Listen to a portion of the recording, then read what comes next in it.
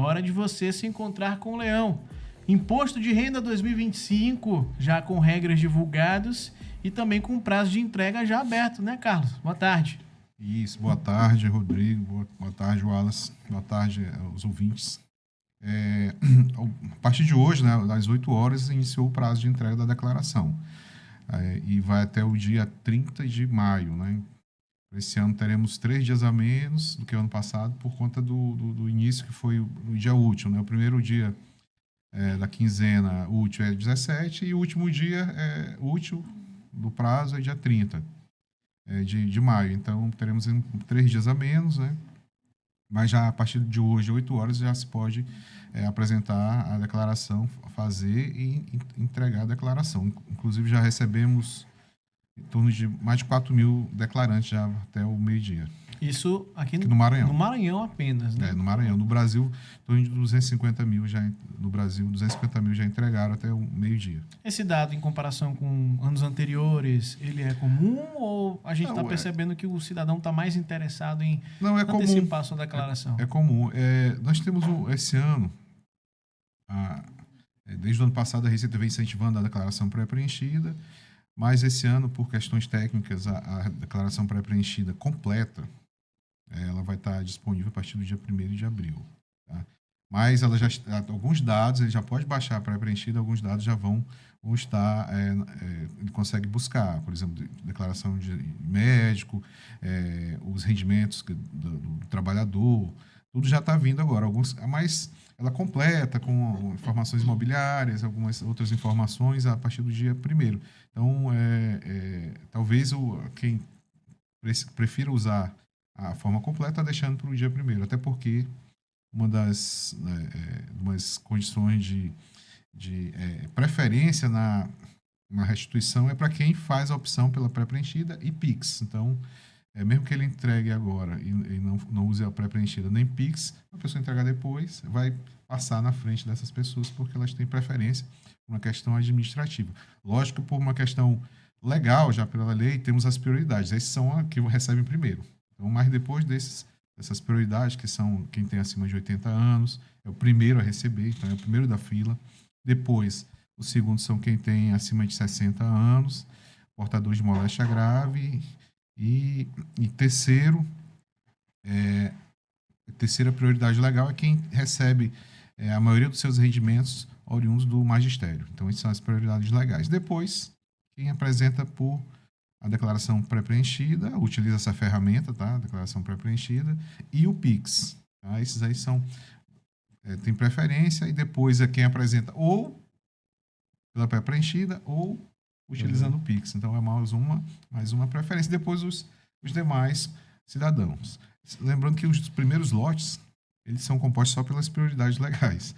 Normalmente, o primeiro e grande parte do segundo são as prioridades legais tomam conta, independente do dia que entregam.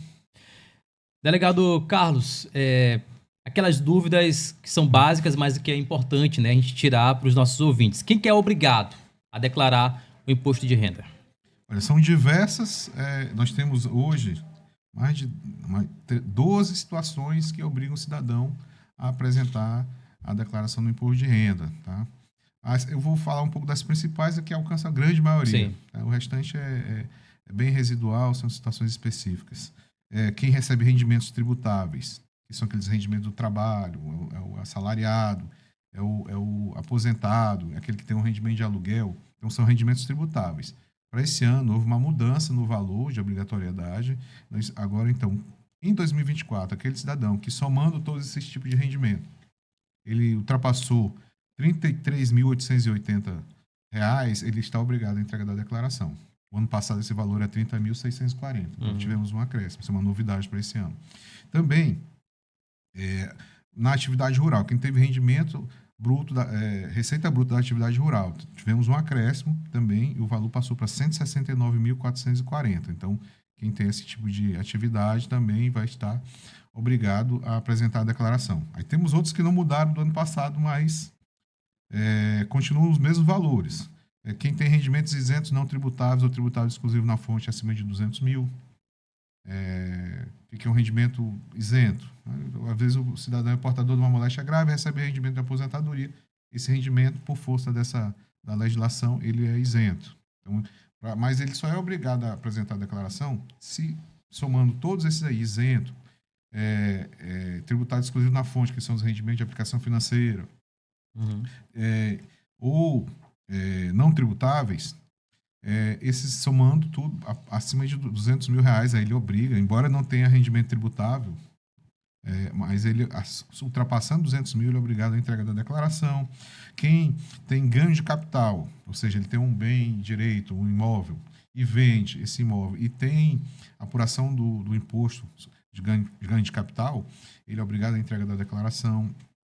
Quem operou na Bolsa de Valores, vendeu ação acima de R$ 40 mil, ou que teve lucro na alienação dessas ações, com a apuração do imposto, também é obrigado à entrega da declaração. Esses aí são os principais, né? E tem mais um principal, que é quem tem bens e direitos em 31 de dezembro de 2024, cuja soma seja superior a R$ 800 mil. Para esse ano, nós tivemos duas novas situações que também obrigam a entrega da declaração. Eu falei de ganho de capital, né? Ano passado teve uma lei, a Lei 14.973. Tá? Essa lei, ela abriu a possibilidade do cidadão, ele tem um bem imóvel, e ele quer atualizar o valor desse bem. Ele comprou lá atrás e o bem... Valorizou, né? Valorizou. Quer atualizar. Quando ele for vender, ele vai pagar o ganho de capital. Mas essa lei possibilitou que ele faça a atualização a valor de mercado, sem vender o bem. Aí ele vai atualizar o valor dele e vai pagar o imposto. Só que é uma alíquota diferenciada. A alíquota padrão do ganho de capital é 15%. E nesse caso, por conta dessa lei, que foi uma janela, tá? Esse valor é 4%. Claro que tem várias regras que ele tem que observar na lei. Quem fez isso optou por essa possibilidade. Recolheu o tributo, 4% em cima do ganho de capital o ano passado, também está obrigado a entregar da declaração. Tá? Então, são situações novas. Também, por força também da legislação da Lei 14.754, aquele cidadão que oferiu rendimentos de aplicação financeira no exterior ou dividendos de entidades controladas, por força dessa lei, também são obrigados à entrega da declaração. Então, são todos esses aí. Você vê que é um rol muito grande, mas se a gente vai... O principal que abrange a grande parte, né? A grande parte dos ouvintes, são os rendimentos tributáveis do salário, do aluguel, do aposentado, acima de R$ 33.888. Então, esses estão obrigados à entrega da declaração. Você que está acompanhando a entrevista aqui com o delegado da Receita Federal do Maranhão, Carlos Eduardo França, e tem alguma dúvida, você que vai declarar pela primeira vez, por exemplo, principalmente para quem está começando no mercado de trabalho agora, ou então você tem alguma dúvida específica para a gente, encaminhe por meio do nosso WhatsApp, pode ser áudio, pode ser texto, a gente manda por lá, tá? É o 991 42 50 60. É a Mirante News FM contribuindo com você aí, tirando dúvidas sobre a declaração do Imposto de Renda Pessoa Física 2025. Já tá chegando pergunta aqui pra gente, Carlos. Aqui o Jorge do São Cristóvão tá dizendo o seguinte: boa tarde, Carlos. Gostaria de perguntar para você o seguinte: o meu pai, ele é declarante do imposto de renda, só que ele faleceu em maio do ano passado, ano calendário 2024. Eu preciso fazer a declaração dele esse ano? Como é que eu faço essa declaração? Olha, a declaração de ajuste anual, é o nome da declaração do imposto de renda, declaração de ajuste anual 2025. Ele se refere aos fatos ocorridos em 2024. Tá? Então, ele vai apresentar a declaração como 2025 em nome do falecido, tá? Ele vai informar o CPF dele, se ele for inventariante, como inventariante. Então, ele faz essa declaração do imposto de renda, normalmente como se fosse a declaração de ajuste anual dele. A não ser que o ano passado mesmo ele conseguiu fazer o inventário. Se ele iniciou e finalizou o inventário, ele vai ter que fazer uma outra tipo de declaração final de espólio. Tá? Mas, por exemplo, ele não fez o inventário. Então, ele apresenta normalmente a declaração do imposto de renda, tá? Mas informando o código, salvo engano, 81, lá na atividade, que é o no caso de espólio, né? e informa o CPF do inventariante. E isso, claro, que se ele for obrigado. Se os rendimentos dele ultrapassarem R$ 33.888, né? Os rendimentos, quando e até a data do falecimento, se ele ultrapassou isso. E mais, pode ser que ele não tenha ultrapassado isso, mas ele teve imposto retido na fonte. Digamos que ele apurou R$ 30 mil, mas teve imposto retido na fonte. Embora não esteja obrigado a apresentar, para recuperar esse valor retido, só apresentando a declaração. E a restituição vai compor a herança que ele vai deixar. Agora, Carlos, uma dúvida que muita gente tem e acaba se baseando nisso é sobre a pessoa poder fazer a declaração baseado no quanto ela ganha, né? Existe aquela faixa, né, de valor que a pessoa ganha por mês e que ali ela meio que se baseia, né? Ah, eu vou declarar porque eu ganho a partir de X. Não vou declarar porque até a minha faixa de renda existe uma isenção.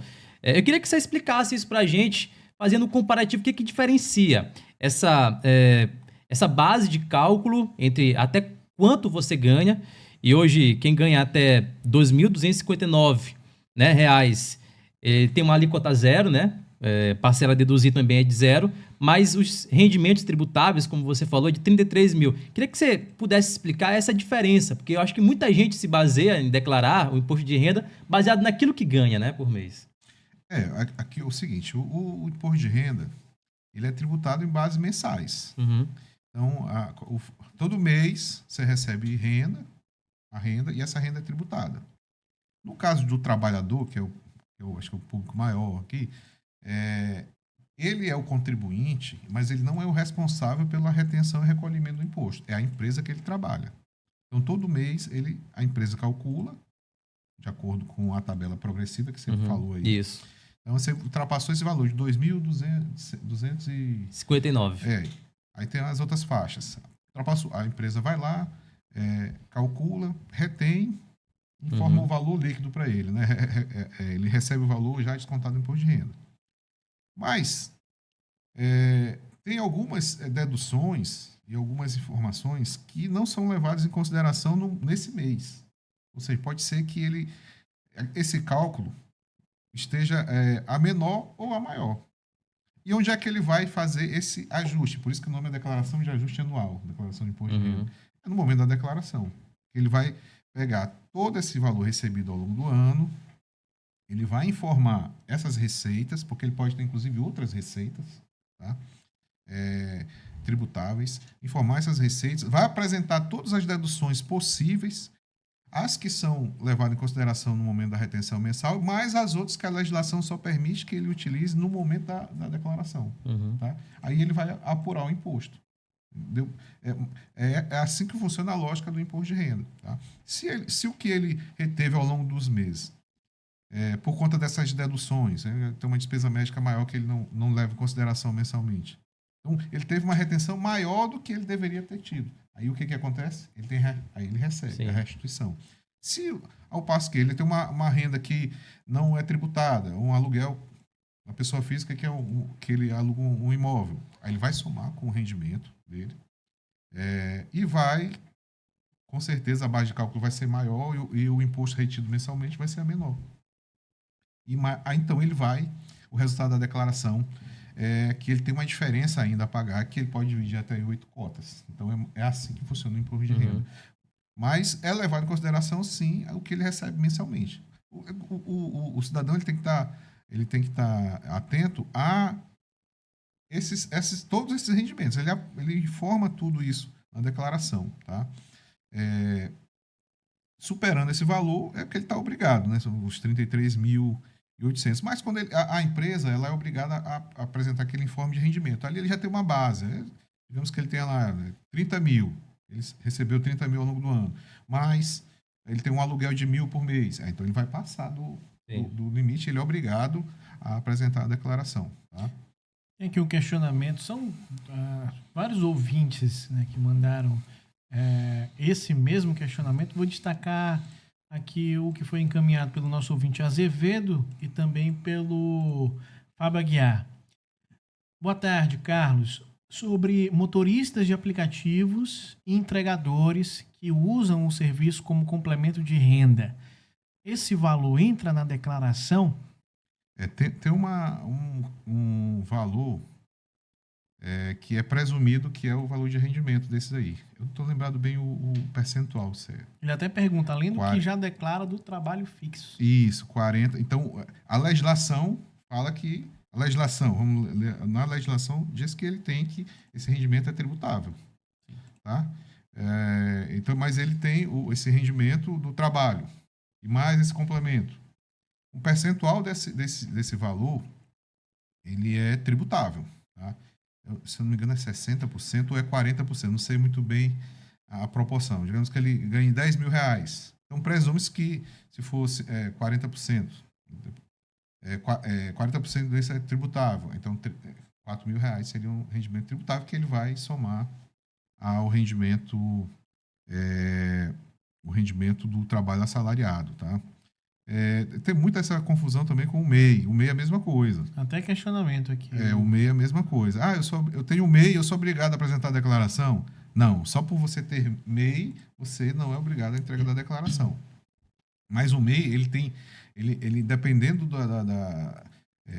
da atividade dele, tá? A gente calcula a presunção da isenção do rendimento. Tá? Digamos que seja prestação de serviço. 32% é o presumido que vai ser, a renda presumida que vai ser isento. Entendeu? Então, e a outra parte, aí ele vai ver os custos dele, menos essa parte isenta. Digamos que ele tem lá 50 mil. Aí 32% disso é presumido. E o restante ele tem um custo de 10. Então, essa diferença vamos fazer para facilitar. 30 mil presumido. Aí esse é o valor tributável, né, do valor, aí vai calcular o imposto em cima disso, que é a parte isenta. Então vai ter um pedaço da renda dele isento, uma parte ele vai calcular o custo, menos o rendimento, que vai dar base tributável, menos o valor do isento. Aí ele vai achar uma parte tributável. Normalmente o MEI, por conta de rendimento isento e a parte tributável, não chega a tributar, mas se ele tiver uma outra atividade, aí ele vai ter que calcular direitinho, fazer essa proporção, dependendo da atividade, tá?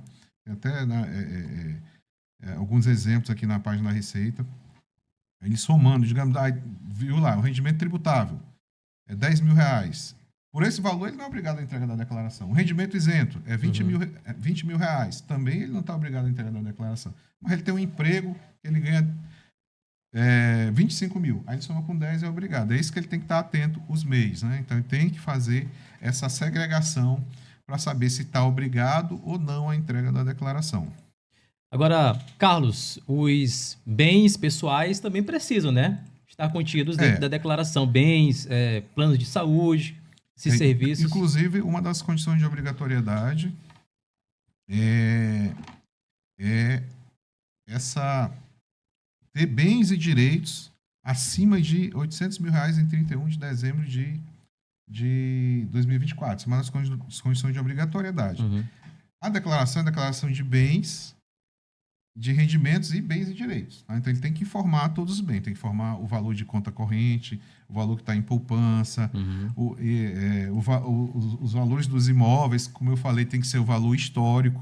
Tá? Ele não pode atualizar para valor de mercado.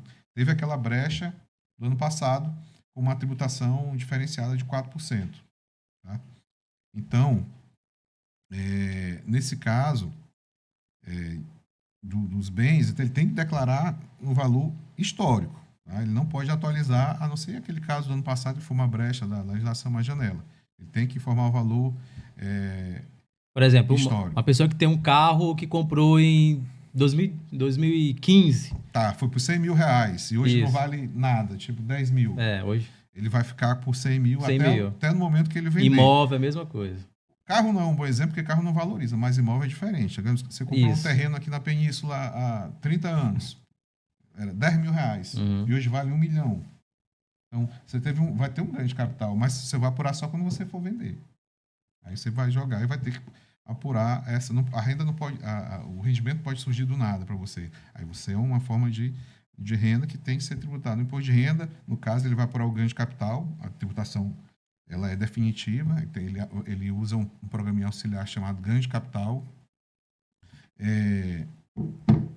Ganho de capital, tá? Que aí ele é um programa auxiliar do imposto de renda. Digamos que ele vendeu em 2024 esse imóvel. Ele vai pegar o ganho de capital 2024, vai calcular, ele preencher as informações, o programinha calcula tudo para ele com relação a esse ganho de capital. Ele tem até o último dia útil do mês seguinte para fazer o recolhimento desse ganho de capital. A alíquota básica é 15%. E agora, no momento da declaração, ele vai importar, ele vai gerar um arquivo nesse programinha e vai importar agora para a declaração do imposto de renda, tá? Boa tarde, Mirante. Me chamo Francisco Araújo. Eu queria saber o seguinte: eu faço a minha declaração e eu não tenho plano de saúde. Se eu fizer o plano de saúde, quantos que é abatido? É o valor do plano de saúde ou existe uma porcentagem de abatimento na isenção? Não é isenção, né? A base de cálculo, é uma dedução. Gasto com saúde, até hoje, ele não tem limitação. Tá? Ele não é limitado. Então, se ele pagar um plano de saúde, ele pode deduzir da base de cálculo o valor integral. Agora, são alguns detalhes para o cidadão entender. Se ele paga o plano de saúde para todo mundo da família dele, ele só vai poder utilizar a parte dele, ele paga do plano, a parte do valor dele titular e dos dependentes declarados que constam na declaração de imposto de renda, certo? Ele não vai poder deduzir o valor cheio. Digamos que ele paga para a mulher e para um filho. Tá? A mulher faz declaração, a esposa dele faz declaração em separado. Ele não vai poder utilizar essa parte do plano de saúde dela. O filho integra a declaração dele, então ele vai utilizar também a parte do filho. A esposa vai poder usar esse pagamento, embora não tenha sido feito por ela, for pelo esposo. A Receita ela utiliza o conceito de entidade familiar, tá? Então ela considera que também ela pode utilizar, a esposa pode utilizar esse plano de saúde na dedução também da declaração dela, tá? Outro detalhe interessante com relação ao plano de saúde. Nós temos aqui, por questão financeira das pessoas, elas optam, às vezes, por fazer a declaração chamada o plano de saúde, plano empresa. Tá? Plano empresa, para a Receita Federal, quem paga o plano é a empresa, não é a pessoa física. Tá? Mas eu tenho só uma empresa que nem funciona, eu tenho ela só porque eu consigo pagar um plano mais barato que está muito caro. Uhum. Eu vou poder deduzir? Vai.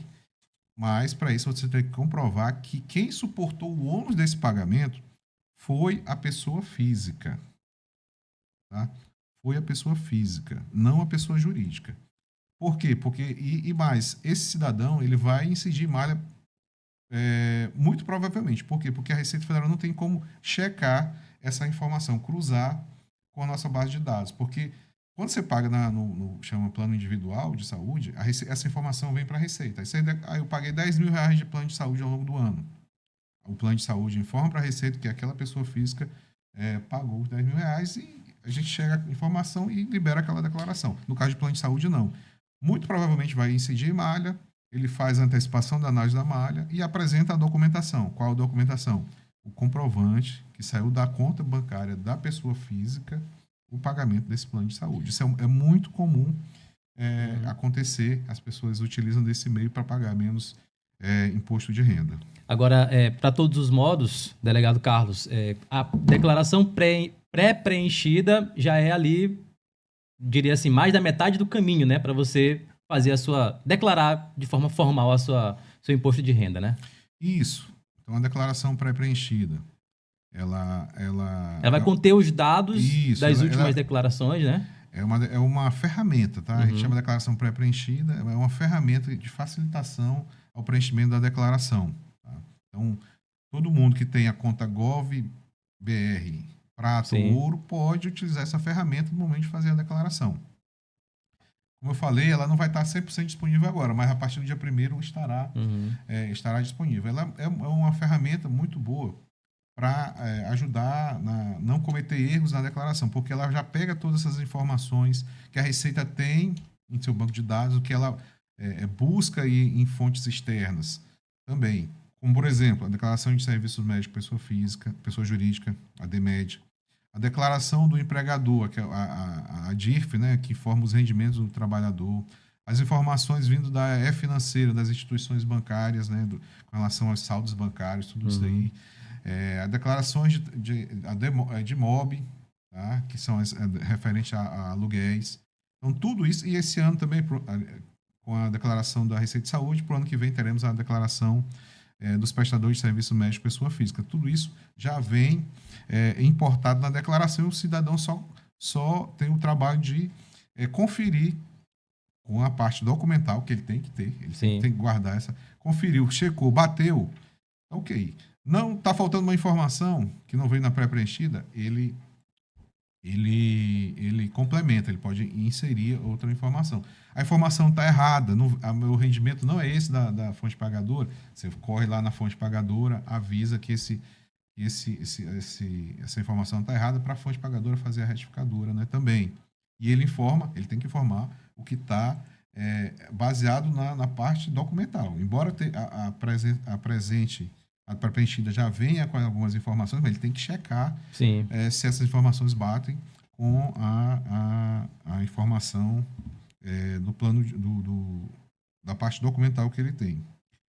Conversamos com o delegado da Receita Federal do Maranhão, auditor fiscal Carlos Eduardo França, está conversando conosco, conversou, na verdade, sobre o Imposto de Renda Pessoa Física 2025. O prazo para a entrega da declaração começou nesta segunda-feira e termina no dia 30 de maio. Ao longo da programação da 104,1 da Mirante News FM, a gente vai trazer outras informações. A gente recebeu muitas perguntas, mas por conta do tempo, a gente acabou caminhando aqui, né, por ordem de chegada. A gente agradece a todos os ouvintes. Tenho certeza que ao longo de todo esse período nós vamos seguir respondendo essas perguntas, inclusive com a presença do Carlos aqui posteriormente, outras datas, para trazer outros esclarecimentos sobre esse assunto.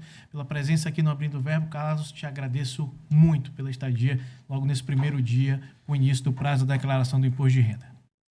Eu que agradeço, Rodrigo, a oportunidade de esclarecer a sociedade maranhense com relação a algumas dúvidas, né? E estamos à disposição para um outro momento a gente continuar esse bate-papo de tirar dúvida do cidadão, tá?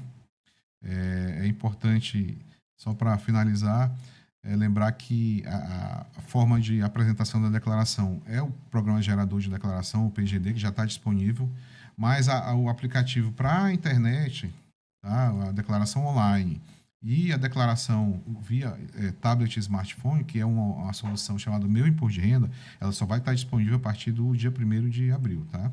Dia 1º de abril, essa informação ela já vai estar disponível e ela já vem com a pré-preenchida, já que para poder ter acesso a essa facilitação